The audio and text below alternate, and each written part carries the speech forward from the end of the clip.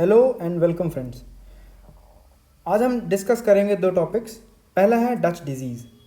Dutch disease जैसे नाम में डिजीज़ लिखा है, दैट इज़ मतलब इसका किसी बीमारी से कोई लेना देना नहीं है। ये एक इकोनॉमिक टर्म है, ठीक है, आर्थिक शब्दावली है ये क्या है? ये एक फिनोमेना है, ये एक घटना है, ठीक है। कैसी घटना है ये? अनइवन ग्रोथ की, मतलब असमतल वृद्धि की, असमतल विकास की किसी भी देश के आर्थिक क्षेत्रों में हो सकती है।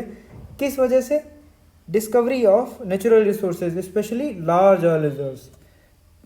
बड़े ऑयल रिजर्व या बहुत ज़्यादा मात्रा में प्राकृतिक संसाधनों की खोज की वजह से जो देश के विभिन्न आर्थिक क्षेत्रों में असमतल वृद्धि होती है, उसी को ये डच डिजीज़ कहते हैं, ठीक है। चलिए इसको समझते हैं। एक फ्लो चार्ट मैंने बनाया है, वहाँ से समझेंगे। तो जब डिस्कवरी होती है, जब खोज होती है, तो क्या होता है? प्रोडक्शन होता है। प्रोडक्शन होगा तो एक्सपोर्ट होगा, एक्सपोर्ट होगा तो इनकम आएगी, इनकम आएगी तो करेंसी एक्सचेंज रेट में स्टेबिलिटी कम हो जाएगी। मतलब हमारा जो करेंसी होगा, जो भी एक्सपोर्टिंग कंट्री का, निर्यात करने वाले देश का करेंसी होगा, मुद्रा होगी, वो मजबूत हो जाएगी डॉलर के मुकाबले, ठीक है। जैसे मान लीजिए अभी जैसे हमारा $1 70 में मिलता है, ठीक। जब हमारा रुपया मजबूत हो जाएगा तो $1 60 का हो जाएगा, मतलब हमारा रुपया मजबूत हो गया है, ठीक। तो इस केस में क्या होगा, इस सिनेरियो में क्या होगा कि हमारे जो एक्सपोर्ट होंगे वो महंगे हो जाएंगे। मतलब हमारे एक्सपोर्ट जो और भी अन्य क्षेत्र हैं, वहाँ पे हमारे एक्सपोर्ट महंगे हो जाएंगे तो वो कम हो जाएंगे, क्योंकि लोग महंगा सामान नहीं खरीदते हैं। और जब भी ऐसा होता है तो एक्सपोर्ट महंगा होता है और इम्पोर्टर्स को फ़ायदा होता है, क्योंकि जिस चीज़ के लिए उन्हें पहले ₹70 देने पड़ते थे, अब उनको ₹60 देने पड़ेंगे, इसलिए इम्पोर्ट बढ़ जाएगा। तो इसका मतलब एक नुकसान और होगा कि जब इम्पोर्ट बढ़ जाएगा, एक्सपोर्ट कम हो जाएगा, तो हमारा डेफिसिट, ट्रेड डेफिसिट, वो बढ़ जाएगा, ठीक है। ओके, चलिए आगे देखते हैं कि ये है क्या, ओरिजिन कहाँ से हुई, इसकी उत्पत्ति कहाँ से हुई डच डिजीज़ की, ठीक। 1960 के दशक में नीदरलैंड्स को तेल का बहुत बड़ा भंडार मिला था नॉर्थ सी में, ठीक। अभी आपसे एक रिक्वेस्ट है आप सबसे कि आप नीदरलैंड और नॉर्थ सी को वर्ल्ड मैप में लोकेट करेंगे, ठीक है, और उसके आसपास के एरिया को, सराउंडिंग के एरिया को देखेंगे, सो दैट आपका ये ज्योग्राफी में भी थोड़ा सा फ़ायदा हो जाएगा, ठीक। जब इसको तेल का भंडार मिला तो इसने एक्सपोर्ट करना शुरू किया, तो इनका जो करेंसी था वो अप्रिशिएट हो गया, ठीक है। मतलब इनके एक्सपोर्ट महंगे हो गए तो इनके एक्सपोर्ट कम हो गए। जब इनका एक्सपोर्ट कम हो गया, इसका ये मतलब है कि प्रोडक्शन भी कम होगा, उत्पादन भी कम होगा, मतलब फैक्ट्रियों से लोग निकाले जाएंगे, मतलब इनके यहाँ बेरोजगारी बढ़ गई। बेरोजगारी दर 1.1% से 5.1% पहुँच गई। इसका एक नुकसान ये भी हुआ कि इनके यहाँ पूंजी निवेश भी कम हो गया, क्योंकि जब उत्पादन नहीं हो रहा है, बिक्री नहीं हो रही है, तो पूंजी निवेश भी कम हो गया, कैपिटल इन्वेस्टमेंट कम हो गया। अब इस डच डिजीज से लड़ें कैसे? How to combat? पहला, राजकोषीय नीति का क्या रोल है इसमें, फिस्कल पॉलिसी का क्या रोल है, ठीक है। किसमें? डच डिजीज़ के जो भी इफ़ेक्ट्स हैं, प्रभाव हैं, उसको कम करने में, प्रतिकूल प्रभाव जो भी हैं उसको कम करने में।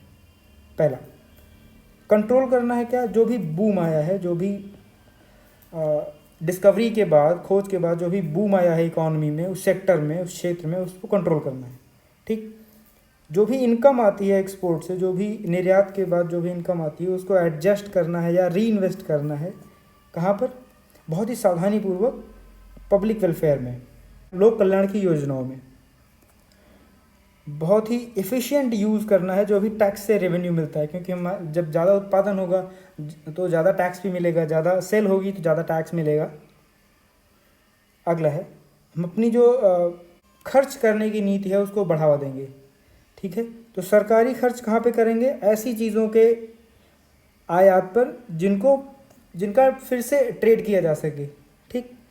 दूसरा, प्राइवेट एक्सपेंडिचर कहाँ करेंगे? प्रोडक्टिविटी बढ़ाने में। जब प्रोडक्टिविटी बढ़ेगी तो चीज़ें सस्ती होने के चांसेस बढ़ जाएंगे, ठीक है, तो एक्सपोर्ट फिर से ग्रो करने लगेगा।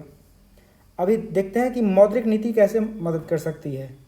सेंट्रल बैंक, जो भी देश के सेंट्रल बैंक्स होते हैं, ये सेंट्रल बैंक मतलब सेंट्रल बैंक ऑफ इंडिया नहीं, मतलब आरबीआई, वो अपने रिजर्व रिक्वायरमेंट सीआरआर, एसएलआर, उस कोटे को बढ़ा देगी।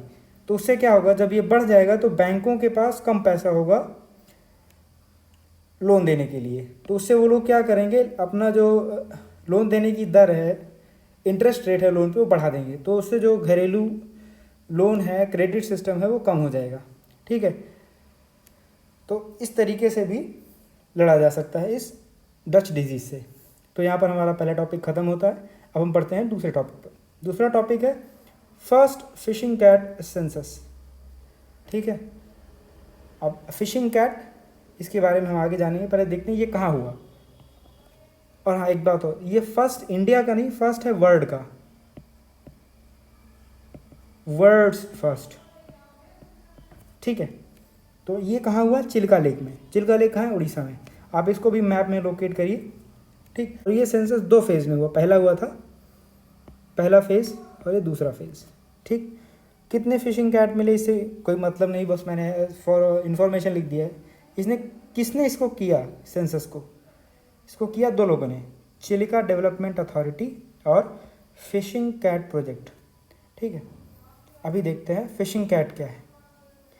अब ये रही फिशिंग कैट, आपको लग रहा होगा तो मेरी घरेलू बिल्ली जैसी है, दिख वैसी रही है, बट ये उससे 2 गुना बड़ी होती है।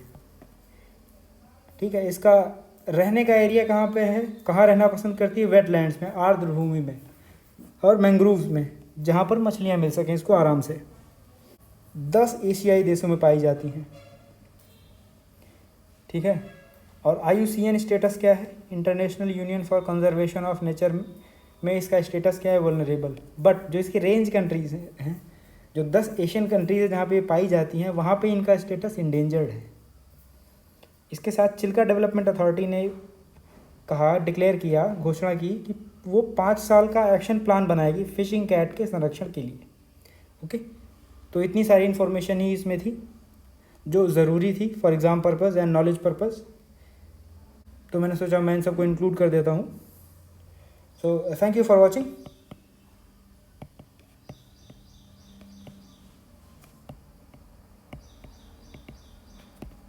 फिर मिलेंगे, तब तक के लिए जय हिंद।